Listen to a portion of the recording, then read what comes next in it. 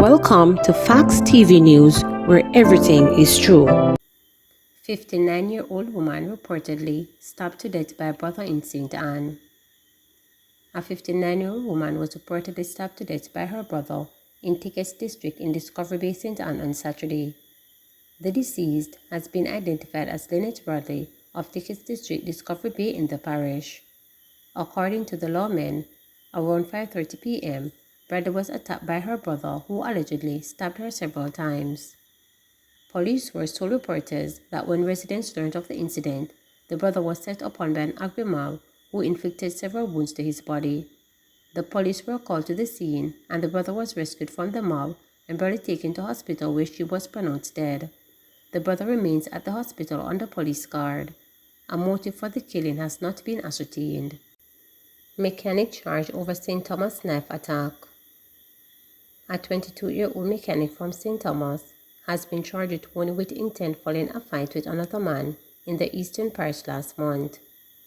He is Twin Thompson from Bamboo River in Morant Bay.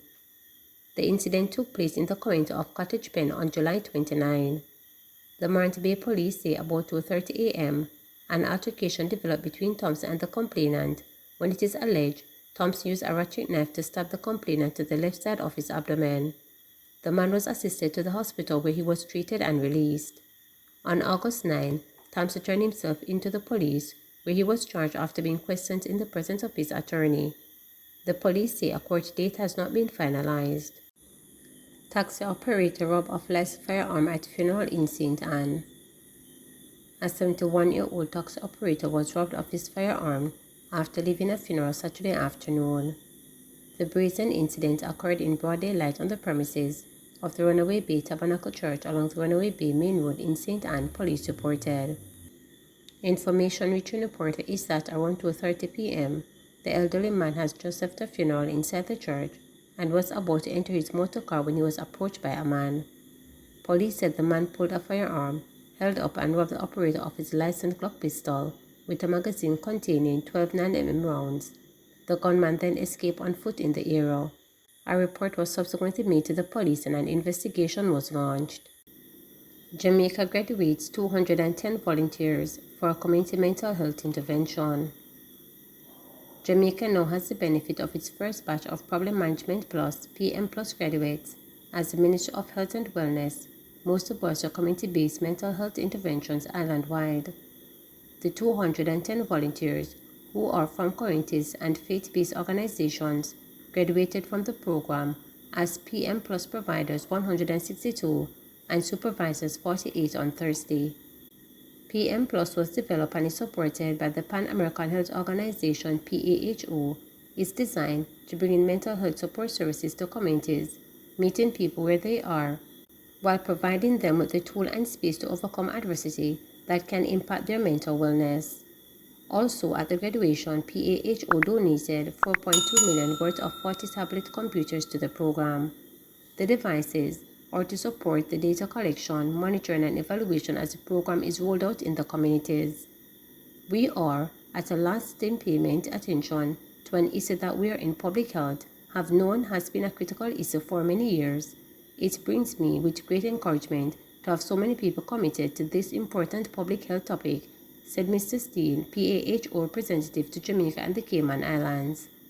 Senator Longmore, consultant psychiatrist with the University of the West Indies, was guest speaker at the event. For more information on PM Plus and or to access mental wellness support, persons may call the Ministry's Mental Health and Suicide Prevention Helpline at 888-639-5433.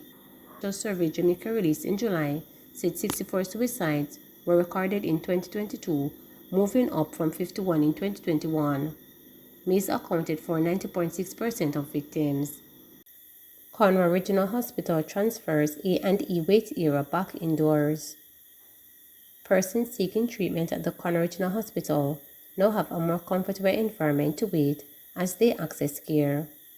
The Accident and Emergency A&E waiting area, which was repurposed to accommodate COVID-19 patients, has transitioned back to its original route, created a more pleasant setting for patients and staff. Minister of Health and Wellness Dr. Christopher Tufton, who toured the hospital on Friday, told journalists that during the pandemic, the hospital temporarily shifted the waiting area to a tent outdoor to maintain safety protocols. With the substantial decline in COVID-19 cases, the hospital has transferred back the area inside. It is a much more comfortable environment. It is air-conditioned. The staff are a lot more comfortable. It has nice seating area. It has bathroom facilities and so on, he noted.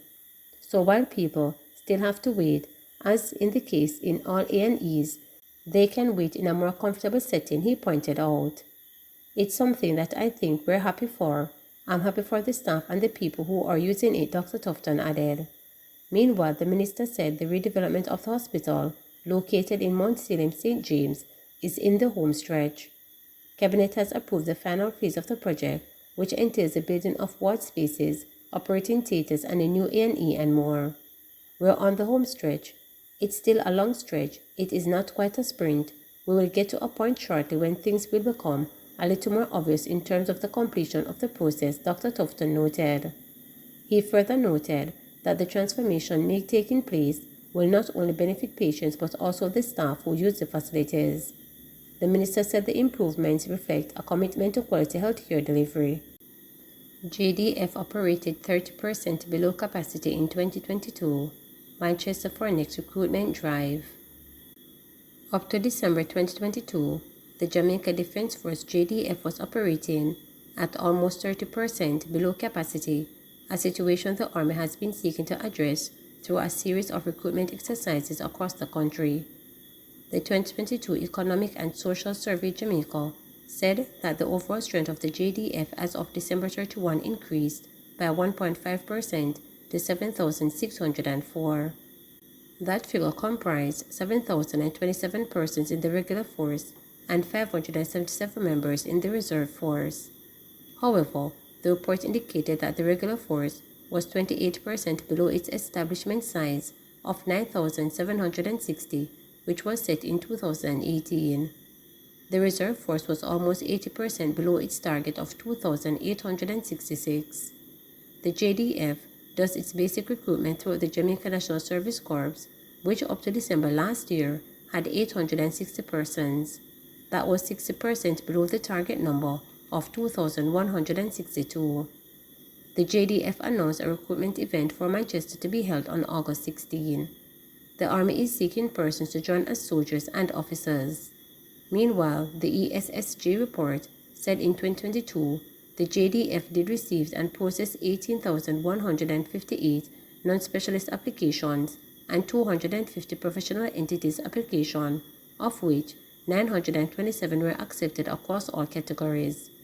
A total of 1,056 persons were enlisted, 898 in the regular force and 158 in the reserve force.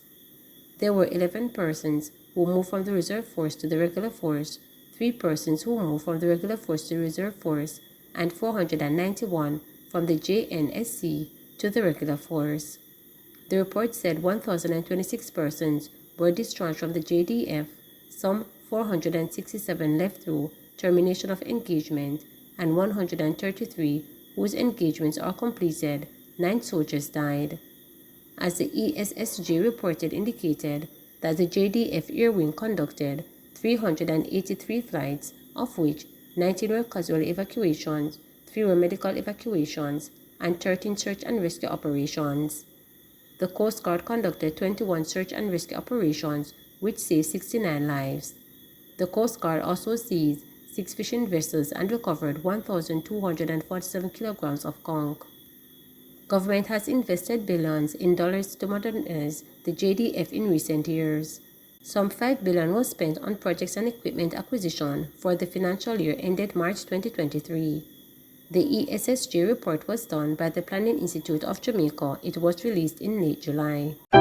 Please remember to subscribe, like, share, and click the notification bell.